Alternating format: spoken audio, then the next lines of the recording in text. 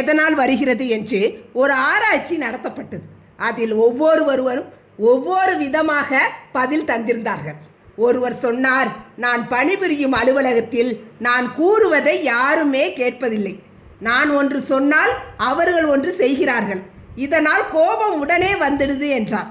மற்றொருவர், யாராவது என்னை தவறா சொல்லிட்டாங்கன்னா பட்டுன்னு கோபம் வந்துடும் என்றார்.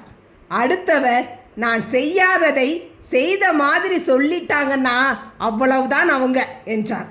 இன்னொருவர், சொன்னதை திரும்ப திரும்ப சொன்னா நான் என்ன செய்வேன்னு எனக்கே தெரியாதுன்னு சொன்னார். வேறொருவரோ, நினைச்சது கிடைக்கலனா சும்மா விடமாட்டேன்னுட்டார்.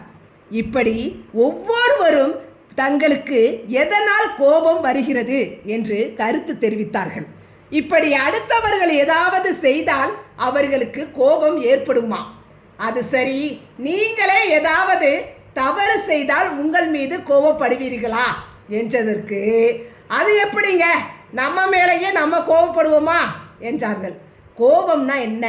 கோபம் என்பது அடுத்தவர்கள் செய்யும் சிறு சிறு தவறுகளுக்கு நமக்கு நாமே கொடுத்து கொள்ளும் தண்டனைக்கு பெயர் தாங்க கோபம். அது மட்டுமல்லாமல் நாம் நம் கோபத்தை குறைக்க அடுத்தவர்களிடம் இதே கோபத்துடன் செயல்பட்டால் நட்பு நசுங்கிவிடும், உறவு அருந்து போகும், உரிமை ஊஞ்சலாடும். நமக்கு நாமே கொடுத்து கொள்ளும் தண்டனை என்ன? சவுக்கு எடுத்து சுள்ளீர் சுள்ளீர்னு நம்மளையே அடித்து கொண்டால் மட்டும் அதுக்கு பெயர் தண்டனை இல்லைங்க.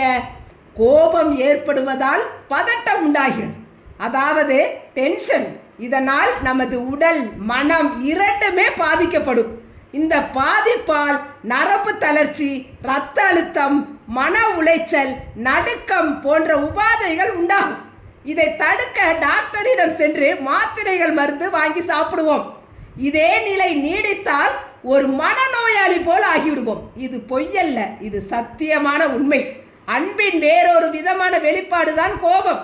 முதல்ல அடுத்தவங்களுக்கு கோபம் வர்ற மாதிரி நீங்க நடக்காதீங்க. அடுத்தவங்களை குறை சொல்லாதீங்க. எதையும் அடுத்தவர்களிடம் எதிர்பார்க்காதீங்க. எதிர்பார்ப்பு ஒன்று இல்லாத வரை எந்த ஒரு பிரச்சனையும் வரவே வராது. அவங்க உங்க மேல கோவப்பட்டா முதல்ல சாரின்னு மன்னிப்பு கேளுங்க. ஈகோ பார்க்காதீங்க.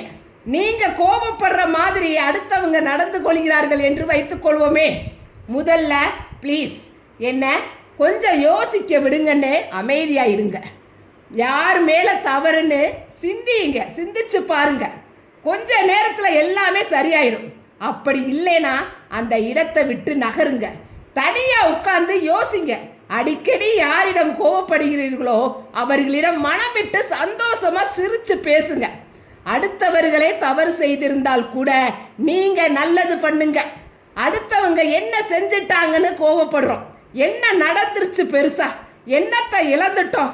மரணம் ஒன்றுதான் மாபெரும் இழப்பு. அதை தவிர வேறு ஒன்றுமே இழப்பு கிடையாது. எல்லாத்தையும் சமாளிச்சிடலாம்ங்கிற முடிவுக்கு வாங்க. நம்மால எல்லாமே சமாளிக்க முடியும் என்று நினைங்க. வீட்டு பெரியவர்கள் திட்டும்போது கவனித்திருப்பீர்கள், என்னத்தை பெருசா சாதிச்சு கிழிச்சன்னு.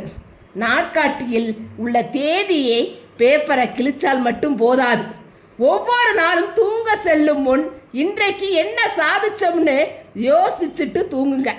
அடுத்தவர்களுக்கு நல்லது பண்ணாட்டியும் கோபம்ங்கிற கொடிய நோயை பரப்பாமல் இருந்தாலே நீங்க அவங்களுக்கு நல்லது செஞ்ச மாதிரி தான். தூக்கு மாட்டி தற்கொலை செய்து கொள்பவன் கூட ஒரு செகண்ட் யோசிச்சானா தனது முடிவை மாற்றிக்கொள்வான். நமக்கோ 6 அறிவை ஆண்டவன் கொடுத்துள்ளான். இதில் 6வது அறிவை அப்பப்ப யோசிக்கிறதுக்கு யூஸ் பண்ணுங்க. கோபம் வரவே வராது. நாமெல்லாம் சாதிக்க பிறந்தவர்கள். கோபப்படாமல் இருப்பதே ஒரு மாபெரும் சாதனை தான். வாழ்வது இந்த பூமியில் ஒரே ஒரு முறைதான். அதை கோபப்படாமல் சிறந்த முறையில் வாழ்ந்து சாதிப்போம். கோபம் வராதிருக்க யோசிப்போம்.